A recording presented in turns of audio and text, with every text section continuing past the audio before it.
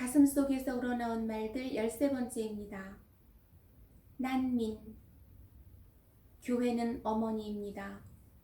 교회의 모성적 관심은 자기 나라에서 피난 나오지 않을 수 없었던 사람, 자기 문화에서 뿌리 뽑혀 다른 문화에 통합되는 중간에 사는 사람에게 각별한 자상함과 친근한 태도에서 드러납니다. 자기 땅에서 뿌리 뽑힌 저런 긴장감은 자칫 사람을 파괴합니다. 그리스도인다운 동정심, 함께 고통받는 마음은 그들이 조국을 억지로 떠나지 않을 수 없게 강요하는 사건들에 관해서 알고 있어야 할 의무로 표현됩니다. 그리고 필요하다면 그들의 고통과 억압의 비명을 남이 듣게 소리를 내지 못하는 사람들에게 목소리를 부여해줄 의무가 있습니다. 2013년 5월 24일 2주 3목 평유의 총회 연설. 요한 23세. 안젤로 론 칼리는 평화를 전달하는 데 유능한 사람이었습니다. 자연스럽고 평온하고 진심 어린 평화 말입니다. 그분이 교황에 뽑힘으로써 평화라는 것이 온 세상의 모습을 드러냈고 착한 교황이라는 이름을 얻었습니다. 요한 교황님은 평화를 전달했습니다. 저 심저의 평화로운 정신을 갖추고 있었기 때문입니다.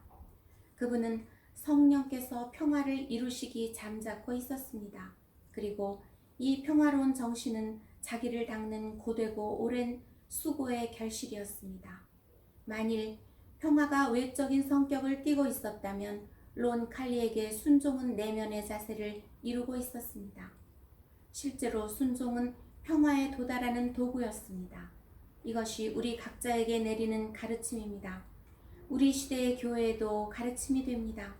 성령께 인도되기로 마음을 허락할 줄 안다면, 이기심을 극기하는 법을 안다면, 주님의 사랑의 자리를 만들어드리고 그분의 뜻의 여지를 만들어드리는 법을 안다면 우리도 평화의 건설자가 되는 법을 알 수 있습니다. 우리 주변에 평화를 퍼뜨리게 될 것입니다. 2013년 6월 3일 베르가모 교구 순례자들에게 행한 연설. 그분의 저술들을 다시 읽노라면 교회와 정치 분야에서 각양각색의 업무에 종사하는 가운데서도 자기 영혼을 간직하는 데 늘 마음을 썼다는 인상을 줍니다.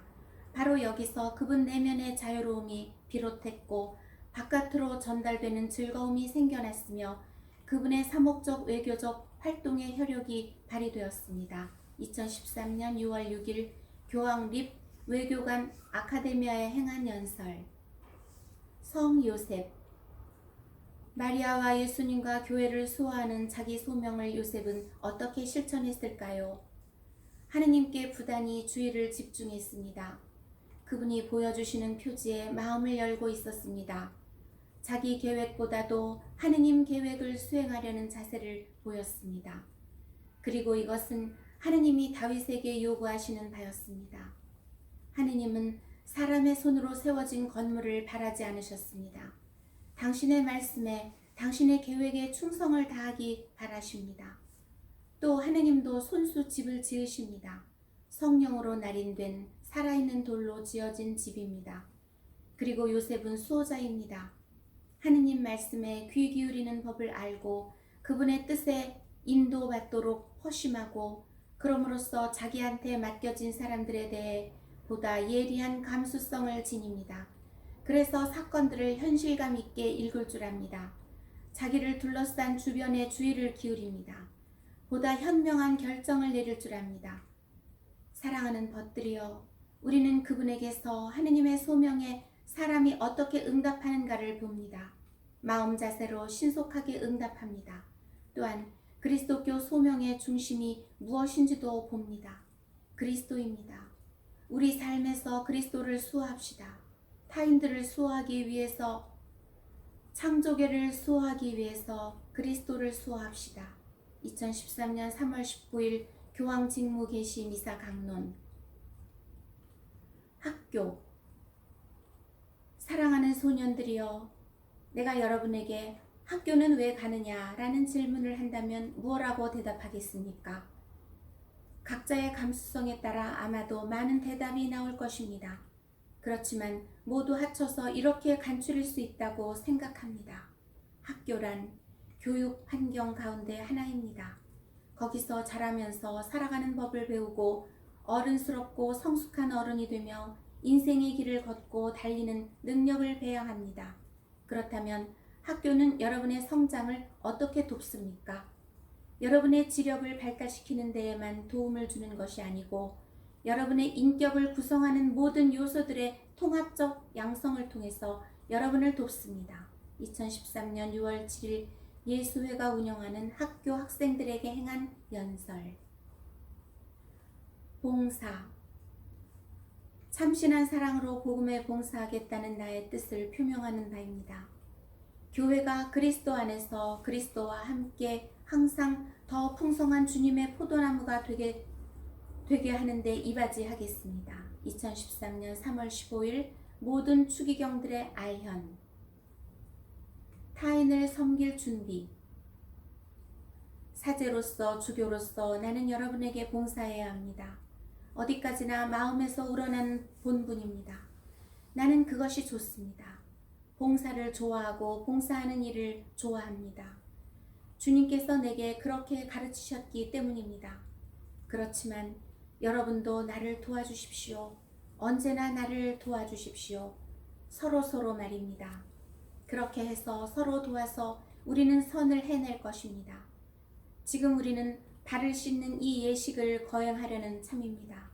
우리 각자 생각해 봅시다. 내가 정말 타인을 섬길 준비, 타인을 도울 자세가 되어 있는가? 이 점만을 생각합시다. 그리고 이것은 예수님의 어루만짐이라는 생각을 합시다. 예수님이 쓰다듬으시는 손길이라고 생각합시다. 예수님은 바로 이 일로 오셨습니다. 우리를 섬기고 우리를 도우러 오셨습니다. 2013년 3월 28일 주님의 만찬 미사 강론. 고통. 한 지체가 고통을 겪으면 모든 지체가 함께 고통을 겪습니다. 한 지체가 영광을 받으면 모든 지체가 함께 기뻐합니다. 고린도일서 12장 26절. 이것이 그리스도교 생활의 법칙입니다. 또 그런 의미에서 고통의 세계적 통합이라는 것이 존재한다고도 말할 수 있겠습니다. 순교자들의 피가 교회에는 힘과 비옥함의 씨앗이 되었듯이 일상의 고통을 분담하는 일은 효과적인 통합의 도구가 될 수 있습니다. 그리스도인들과 비그리스도인들 사이에서도 이것은 어느 면에서 참말입니다. 공통된 고통 안에서 하느님의 도우심이 있다면 용서, 화해, 그리고 평화가 싹들 수 있습니다. 2013년 5월 10일 콥트교 교황 타와트로스 2세에게 행한 연설.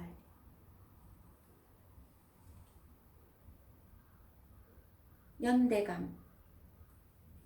교회에서 또 사회에서 우리가 겁먹어서는 안 되는 단어가 연대감입니다. 이것은 우리가 가진 바를, 우리의 보잘것없는 능력을 하느님의 처분에 맡겨드릴 줄 안다는 뜻입니다. 그 이유는 우리 삶이 분배에서만 선사하는 데서만 결실을 낳고 열매를 맺을 것이기 때문입니다. 연대감. 속물이 된 정신에는 인기가 없는 단어입니다. 2013년 5월 31일 주님의 성체와 성혈 대축일 강론. 다음 주에 계속됩니다.